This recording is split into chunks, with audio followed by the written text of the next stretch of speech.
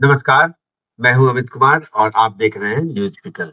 News pickle के इस अंक में हम लोग बात करेंगे कोलियरी इलाके की, जो सदियों से सुर्खियों में रहती है कोयला चोरी के मामले में। कल एक फिर बहुत बड़ी घटना घट गई कोलियरी में।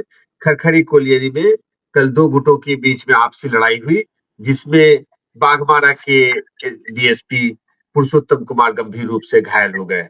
बाद में इस मामले की राजनीतिकरण शुरू हो गई है और स्थानीय विधायक जयराम कुमार महतो ने बोला है कि ये अवसर है कि कोयला माफियाओं से इस इलाके को मुक्त किया जाए और इलाके में शांति बहाली की जाए। सबसे पहले उसी घटना पर हम बहुत डिटेल में बात करेंगे। इसी सब सब्जेक्ट पे बात करने के लिए हमारे साथ मौजूद है वरिष्ठ पत्रकार मनीष आनंद। मनीष आनंद बहुत नजदीक से धनबाद और कोयलांचल के इलाकों पर उनकी नजर बनी हुई है और वो उस पर विस्तृत जानकारी देने के लिए हमारे साथ अभी उपलब्ध है। मनीष जी, आपका बहुत बहुत नमस्कार। नमस्कार अमित जी। मनीष जी, कल की जो घटना घट गई उस पर कुछ आप प्रकाश डालेंगे, क्या हो गई है?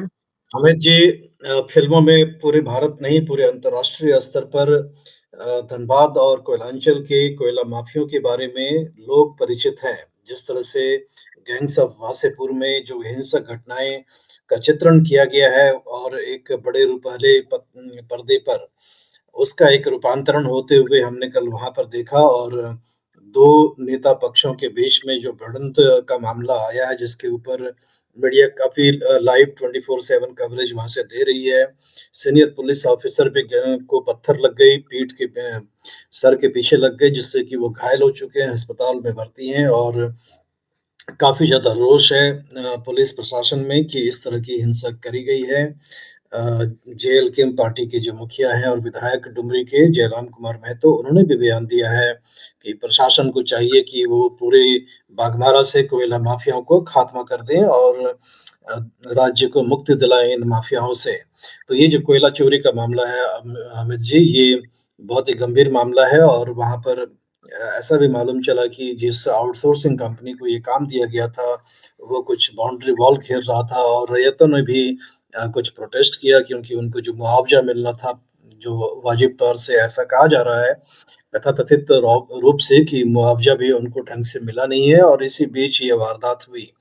तो बड़ा संगीन मामला है और एक बार फिर से दर्शाता है कि झारखंड राज्य में जो कोयला माफिया है उस पर अंकुश अब तक लगा नहीं है और कहीं न कहीं प्रशासन के ऊपर भी प्रश्न चिन्ह उठता है कि वो अब चूँकि उनके बड़े अधिकारी घायल हो गए हैं इस झड़प में, तो ये विषय और भी ज़्यादा संगीन बनता है। लेकिन ये विषय पहले से भी मालूम है कि कोयला माफिया जो है झारखंड के कई इलाकों में उनकी जड़ें बहुत मजबूत हैं और प्रशासन अब तक उनको क्यों नहीं खत्म कर पाया, ये भी प्रशासन को बताना चाहिए। जी, अमित जी।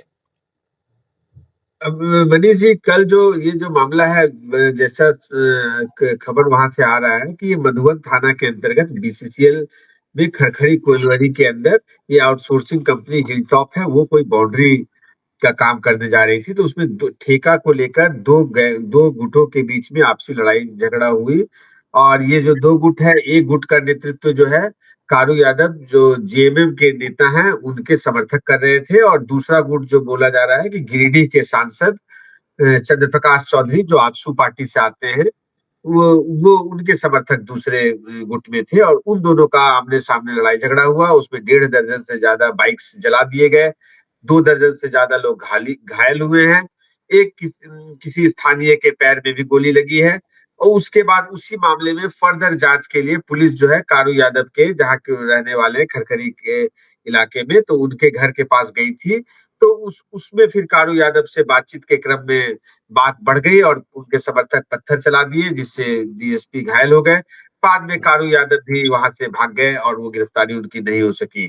तो ये क्या केवल वर्चस्व की लड़ाई चल रही है कि आखिर उस पर कोयला मतलब माफिया में मैं बड़ा तो तुम बड़ा, या ज्यादा चोरी का हिस्सा मेरे पास आना चाहिए, या दूसरा गुट पहले गुट को नहीं देखना चाहता है? ये क्या है मामला, डिटेल में थोड़ा और नहीं, समझाएं। ये सब जब भी ऐसी गतिविधियाँ होती हैं तो टर्फ वॉर उसे कहते हैं। मतलब ये तो जंगल राज हो गया। जंगल राज में भी आप जानते हैं कि 2 जंगली जानवर जो है अपने-अपने टर्फ को क्रिएट करते हैं और अपने-अपने एरिया को डोमिनेट करते हैं।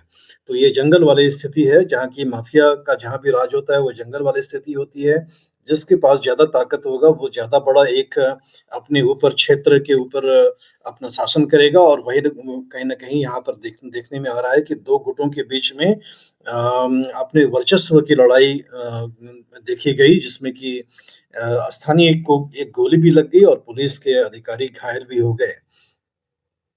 तो अमित जी ये तो स्वाभाविक है कि जहाँ भी इस तरह का कार्यवाही होगा इस तरह की जो एक्टिविटीज़ को अगर प्रश्रय मिलेगा तो वहाँ पर माफियाओं का गैंग भी बनेगा, गैंगस्टर्स भी होंगे और गैंगस्टर्स में आपस में लड़ाई होगी। हमने देखा कि कारू यादव को पुलिस हिरासत में लेना चाह रही थी और अपने गाड़ी में बिठाना भी चाह रही थी लेकिन उनके समर्थक आ गए और पुलिस वालों के ऊपर ही पथराव कर दिया और कारू यादव को पुलिस हिरासत में कर नहीं पाई, उनको छुड़ा कर लेकर चली गई।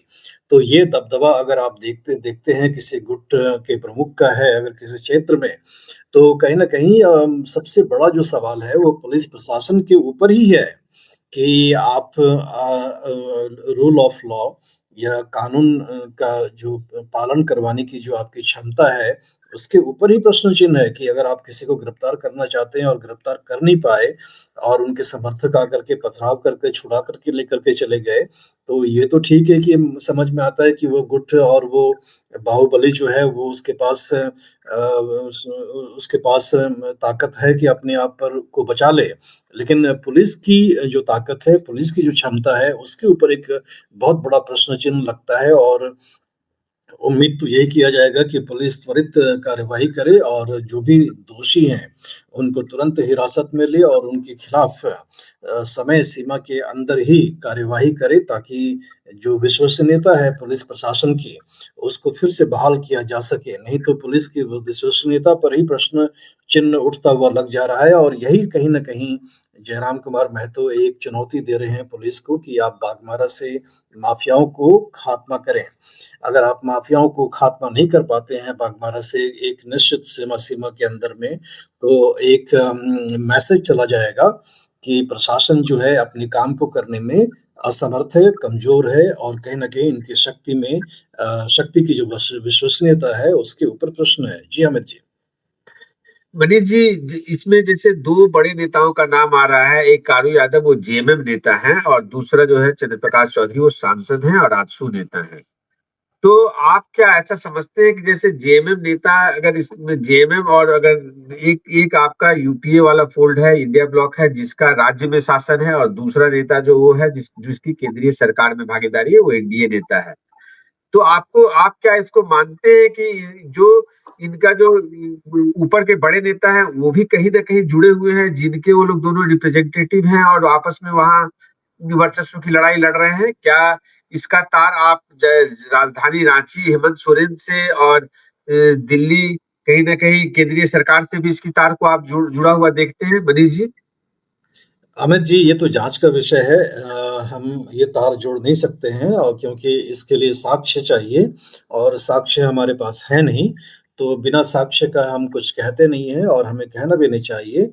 लेकिन जैसा कि आप बता रहे हैं कि एक जो पक्ष है वो झारखंड मुक्ति मोर्चा का नेता अपने आप को कहता है और दूसरा जो है वो सांसद आजसू पार्टी का है और दोनों एक दो धुरी के दल हैं, तो कहीं न कहीं ऐसा लगता है कि मानो कि दोनों ही पार्टियों के द्वारा जो है एक स्टेटमेंट भी आना चाहिए और ये बताना चाहिए कि किस तरह के संबंध इन दोनों के साथ हैं। चूँकि वो सांसद हैं, तो एक बड़े नेता का कद है उनके पास और ये जो कारू यादव है, इनके बारे में शायद ये पता नहीं है लेकिन ये ना तो विधायक है, ना ये सांसद है, ना ही किसी पद पर हैं।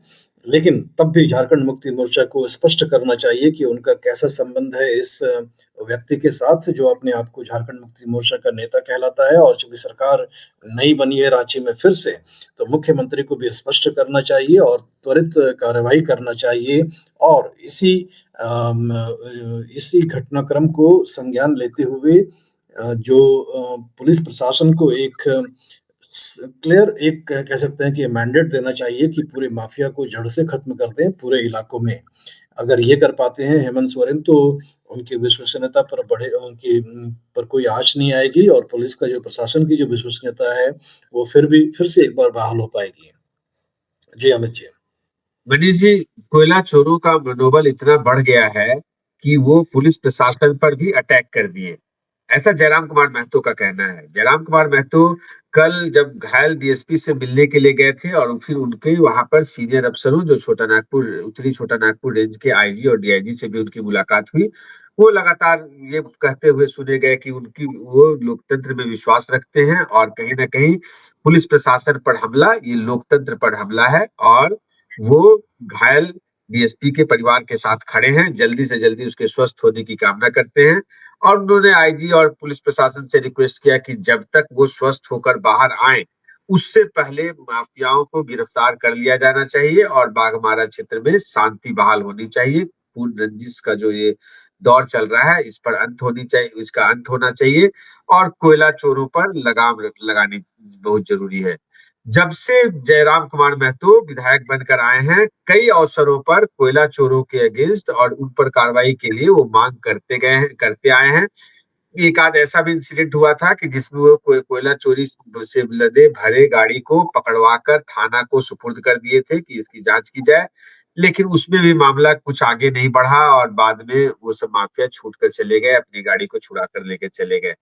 तो मनीष जी, अब जब यह घटना हो गई है और जयराम कुमार महतो खुलकर पुलिस के साथ, पुलिस महकमे के साथ हैं और साथ में अपनी हमदर्दी भी जता रहे हैं, लोकतंत्र में विश्वास भी करते हुए पुलिस प्रशासन पर उनको भरोसा है कि वो शायद माफिया को गिरफ्तार कर लेगी, तो आप इसको ऐसा होता हुआ देख रहे हैं मनीष जी?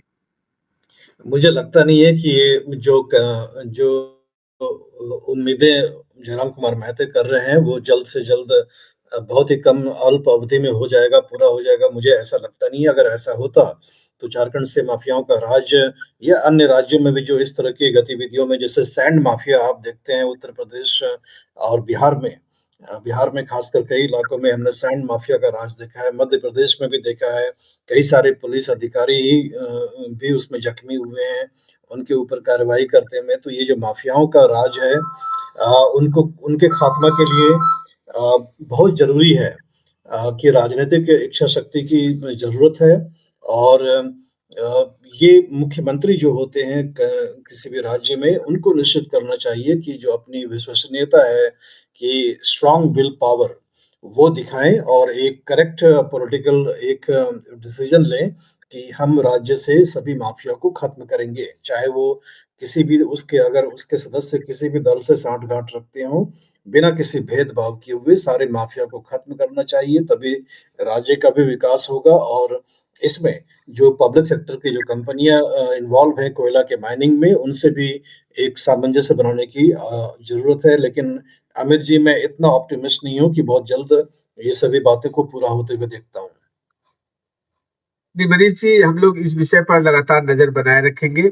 कल की तो घटना, इसमें कहीं कोई दो मत नहीं है कि बहुत बड़ी घटना है। इसमें सांसद का आवासीय कार्यालय, उस पर उसको भी लूटपाट करके आग लगा दिया गया और एक बड़े सीनियर पुलिस अधिकारी भी घायल हो गए। हम लोग इस बार इसमें हर क्वार्टर से हम लोगों को रिएक्शन भी देखने सुनने को मिला। हम लोग उम्मीद करते हैं कि जल्द ही इन सब चीजों का परमानेंट सॉल्यूशन होगा। हालांकि इन सब चीजों पर हम लोग लगातार नजर बनाए रखेंगे। दर्शकों को भी अगर यह वीडियो अच्छा लगा होगा तो ज्यादा से ज्यादा लाइक करें, हमारे चैनल को सब्सक्राइब भी करें और अपना कमेंट भरपूर मात्रा में नीचे कमेंट बॉक्स में जरूर दें। हम लोग फिर जल्दी मिलेंगे। मनीष जी, आपका बहुत बहुत नमस्कार। नमस्कार।